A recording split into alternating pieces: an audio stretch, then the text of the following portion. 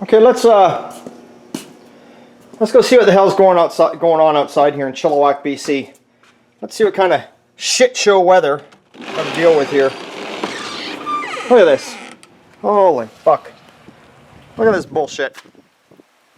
Can you believe that Friday night I was out cruising in that little beautiful little 52 Chevy hardtop of mine, out cruising, making my way home from my buddy Bruce Brown's place, out cruising the back roads. Not because I was drinking or anything. But anyway, out cruising the back roads, and I wake up Saturday and it's snowing. Now it has not stopped snowing. It's Monday right now here, and has not stopped snowing since. Look at this. Look at my trailers blocked in over there. Fucking snow everywhere. Old Pontiac is, you know, the roads are getting pretty bad. I gotta have over 2 feet here where I am. Probably at the wind chill factor, because it's windy, boys. Trust me. You know, look at it. Look at this. Look at the snow. How piled up it is here. I gotta have 2 feet for sure. It's out here in the whack where I am. It's just a pouring down. I mean, look at that. It's like fucking winter wonderland out here. This is just throwing a whole fuck up into my whole plans of what I was working on this week. But anyway, because I gotta move jobs in and out. But let's get out of the weather. Let's get in the shop here where it's warm. At least we got heat in the shop. Thank God for that. I got good heat in this shop. It's got to be 65, 70 Fahrenheit in here right now, and that's good. So anyway, let's get this camera over here. Yeah, you can even see my. Yeah, you can even look at. Well, you can't see. Oh, I guess you can see. You can see over in my neighbor's yard over there. Look at the snow everywhere. Got my another neighbor over there. Just a blowing. Anyway, let's get this camera turned around. Let's see what. Let's go here. Okay. Okay. Sit up there. Good. Oh, okay. All right, wow. Oh, we're having a little, whew, shit, it's cold. Anyway, had a little sit down here today. What I wanted to do is I wanted to thank all you guys. You know, I don't want to keep, I write into a lot of you guys that write to me. There have been some people, I'm sorry, there's been the odd thing you've asked me and I haven't written into you about it, and I apologize. I apologize for that. I don't check this stuff like every night. If you do notice, I'm starting to put more and more videos up every week, but I don't check the videos every single night to see who's written in or who hasn't. Usually for me, it's like a once a week thing. I usually do it, I tend to do it towards near the end of the week. I'll check and see who's wrote in. So if I don't get back to you right away, please, I apologize. It's just the way it is. I mean, I've got a shop, I've got a house, I've got a girlfriend, I got dogs, I've got a lot of stuff on the go, so... And the shop takes 70% of my life. It just does. It's not fucking easy running a business, you know. I get guys in here all the time to say, "Oh, you're living the dream. You're living the dream." And yeah, it's fun. It's fun. I mean, you look around, and I got all the cool shit, or at least that's what they tell me. Got all the cool shit, and I'm having a good time doing this. And you know, I mean, you know, I'm making the money. I'm paying the bills. But I mean, you know, look, you know, like I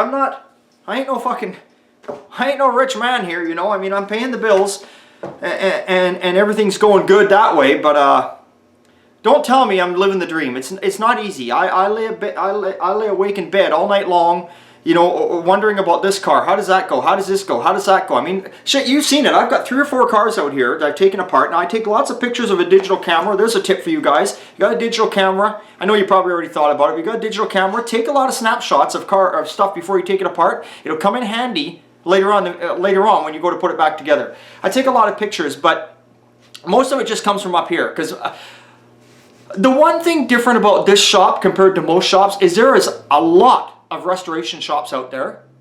Not as many as there is body shops, but there's lots of restoration shops out there, especially nowadays. So these so-called TV shows all over the fucking place. Every body shop that was just a normal body shop is now saying that they do full restorations because, hey, it's the thing to do. It's on TV, so everyone's got to copy what's going on TV, right? You know, so anyway, we're not going to go there. But the difference between a lot of the restoration shops and myself is a lot of restoration shops like to get the job in from the beginning to the end, and in my case, I get a lot of jobs that come here. I would say that probably, I'm going to say a good 65% of the jobs that come to me are cars that people have ripped apart into a million pieces. They've started cutting the shit out of it. They've done this, they've done that, and they've had it stored away for 10 or 15 years. And now they bring it all out. Nothing's labeled, nothing. You don't know where it goes. You don't know why they've cut it this way, why they've cut it that way. And they bring it to me, And they ask me if I'll do it because they've tried a lot of other shops around, and a lot of other shops just don't want to get involved in it. And I do not blame the other shops. I'm not knocking the shops because it is a nightmare. It's a fucking nightmare. It's bad. I mean, if you don't take something apart, just because you're a mechanic, a licensed mechanic, and just because I do this all day long, doesn't mean that I can just like that answer you where it goes. You know, I'm not a vocal guy. You know, you ask me things and I really can't answer it properly. I'm a hands-on guy. I've always been like that my entire life. I've always been hands-on. I don't know the right words to say. You could come up to me and be talking about a motor, and I can't even begin to explain how you put it back together. But if you put it right in front of me, I can do it, no problem. But I can't explain it. I'm not a vocal guy that way, okay? But anyway, so yeah, so this, it's a tough go around at this business here for me. It's a tough go around, you know, but I enjoy it. I love it. I wouldn't do it if I didn't. The main reason I do it, I mean, it's not for the money. It isn't. It isn't. I mean, I need the money because I got bills to pay just like everybody else. So, I mean, I do it for that.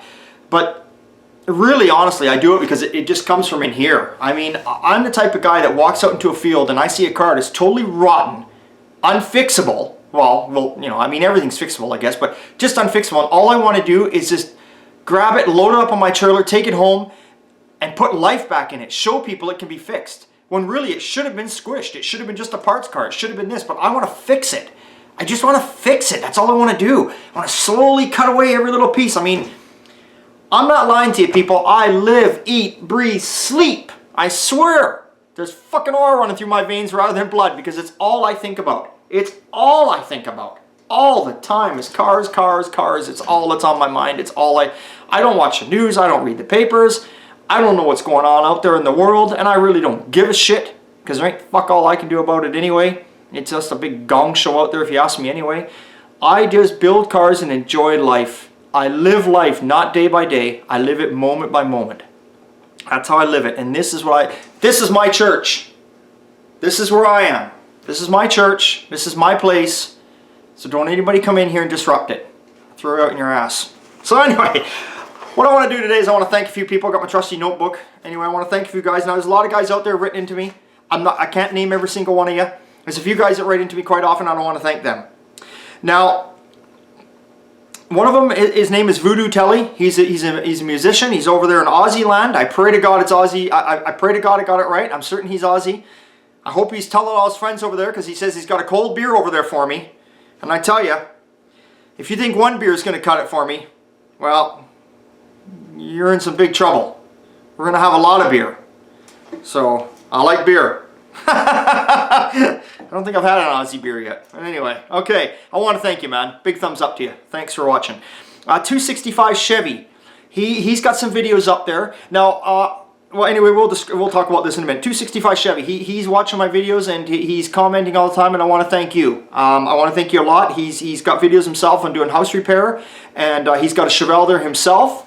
I look forward to seeing some more videos of yours. I've watched some of your videos there. I couldn't hammer a nail straight if my life depended on it, so I'm going to be honest, I didn't watch every single video of your house repair stuff and that because, you know, it's strange, you know, you can give me a piece of metal and a grinder and a cutoff wheel and I'll cut that sucker perfectly straight all day long. You give me a piece of plywood and a jigsaw and a fucking line drawn on the wood, I'll be like that. I don't know what's with it. But he's got some good videos up there, so thank you. One Gibson 14. He's got a lot of videos up there too. If you want to see some how-to videos, you're talking to me about how-to videos, and I told you that I will be showing you some when I work on my own stuff. I'll do little things in between here on customer cars. I won't get carried away because, like I said, I hate to do that kind of stuff on customer cars because I know my customers are out there watching, and you know, I don't want to lose time. Which means I don't want to lose money because I make money. Because if I do a video and, like I said before, what only takes me 10 minutes to do, that when you videotape it and you explain it all, it could take an hour, right? And that means I can't charge them an hour labor for something that I'm taping. That wouldn't be right. But I can show you little things in between here. So anyway, but one Gibson 14, he did a 63 Chev pickup. Where I'm going with it is he's got a lot of videos up there. He did an awesome job. Oh shit, man, did a great job. and look him up. Look him up on YouTube there. Tons of videos if you're looking for how-tos. Trust me. Brandon James, I want to thank you. Thank you very much for writing in. I hope I got this right. Randy Bowen, he's been writing in. He was writing in about the four-door rant, and he made a good point. He made a good point. He wrote in and said, "What happens when a guy with a two-door walks up to a guy at a car show and says, 'Nice car, too bad it's a four-door'?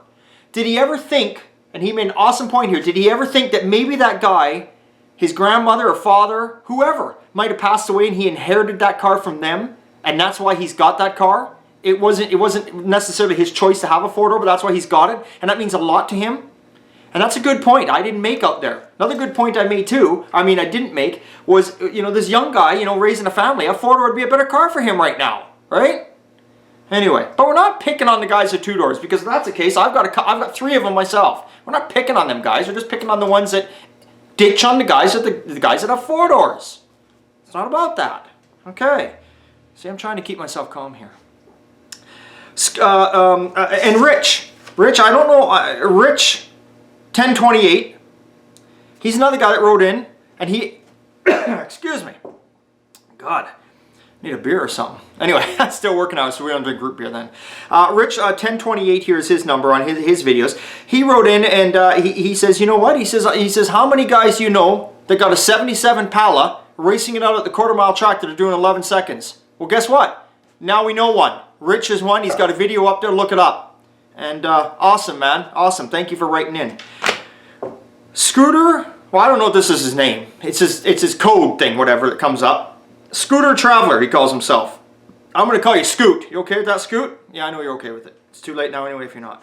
Anyway, okay, so he wrote in and he asked me about my 55 Chev. And he said to me, did you do any undercoating in that, and when do you drive it? And I wrote back to him, and it's sometimes I don't, it's a big thing to write in.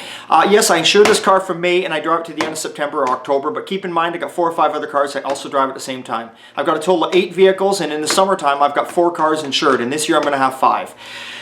Yes, what I did was when I got that car, actually, because it had low mileage, 76,000 original miles, when I got underneath it, it never had factory undercoating. And when I cleaned it and scrubbed it underneath, it still had the original baby blue paint on the floorboards. Very little surface rust, just a few spots. I cleaned off the rust, I took care of it, I treated it with a stuff called POR, P-O-R 15. I painted it on with a brush, it deadens the rust. It's almost like rust mort. And then I gave it my texture spray that I always do. Another thing I do too is I give vehicles a wax treatment. And I will show you this scooter because the Dodge, yes, the 41 Dodge of Rob's is still here. Ain't gonna ever fucking get it out of here now with the snow coming down. But anyway, it's just waiting for a, holy, pardon me. It's just waiting for a cleanup. So when I get that in here, I've got to do a wax treatment in the doors. And I'm going to show you guys all out there in YouTube land what I mean about a wax treatment. It's a very good thing, so stay tuned for that video. That'll be coming up when we show you the Dodge here. Now with that being said, all these guys I've named off, if you want to look at their videos, I'm not going to spell their names out. If you go underneath my videos, if you scroll down, after you watch my video, if you scroll down, people write in comments to those that don't know, and you can see who wrote in, and you can click on their name. And if you click on their names, some of these guys have videos. And these are the guys I'm naming right now. They've got some videos up there, and they're really cool videos. So, it's not just about me here. It's never about just Old Time Garage. The whole idea, this whole thing, whether it be cars, whether it be YouTube, whether it be anything, you work together, okay? You work together, that's what it's about. Quit the bullshit, quit the attitude, just leave it at the gate and we all work together. And it's a good time. And I want to thank all you guys out there for your support. And I don't know what else to tell you, that's it. I hope you like these videos. We're gonna try and get a few more videos up there. We're gonna make this like a little, not a sitcom, but we're gonna make it like a little TV show, so you get to see videos, maybe 2 or 3 a week, and that way there you got something to watch rather than TV, because TV is just full of commercials and bullshit anyway, right? Okay, but anyway, hey, thanks a lot, guys. Big 2 thumbs up for you there. I can't give any more unless I start getting my feet involved in that, and you don't want to see my feet. Fuck, they're ugly, trust me. So that's it. You guys have a good night. I'm gonna go grab my root beer, wash this stuff down my throat. I'm gonna go work on my own shit because I'm snowed in the shop tonight. So what the hell? Lucky I got chocolate bars, beer, and whatever else I can find. Okay, see you later.